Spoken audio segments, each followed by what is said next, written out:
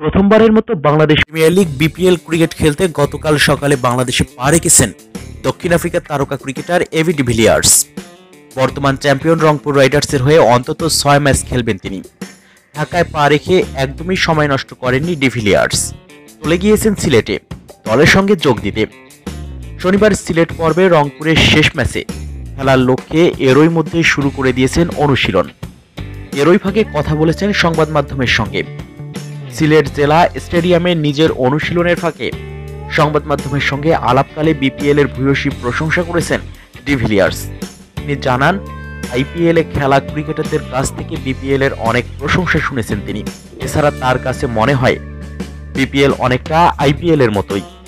De Villiers বলেন, BPL প্রতি বছরই বড় হচ্ছে, গ্ল্যামার বাড়ছে। আমি বিপিএল সম্পর্কে অনেক প্রশংসা শুনেছি। এই টুর্নামেন্ট অনেকটাই আইপিএল এর মতো।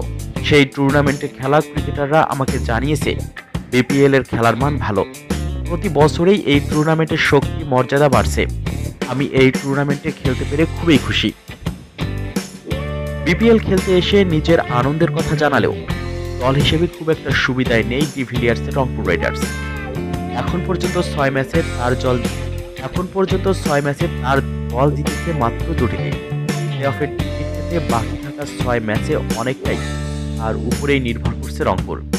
এই প্রত্যাশার চাপ নিয়ে খেলাটা কতটা কঠিন, এ ব্যাপারে ডিভিলিয়ার্সের ভাবনা, প্রত্যাশা আসলে চাপ নয়, আমাকে ভালো খেলতে অনুপ্রাণিত করে। প্রত্যাশা আমাকে ঘিরে রেখেছে গোটা কেরিয়ার জুড়েই। সুতরাং বিষয়টি আমার কাছে মোটেও নতুন কিছু নয়। ক্রিকেটে পারফরম্যান্সের ওঠানামা থাকবেই, প্রতি ম্যাচেই আপনি ভালো খেলবেন না। এ ব্যাপারে আমি খুবই বাস্তববাদী। আমি নিজের উপর খুব বেশি প্রত্যাশার চাপ সে কারণেই দেই না।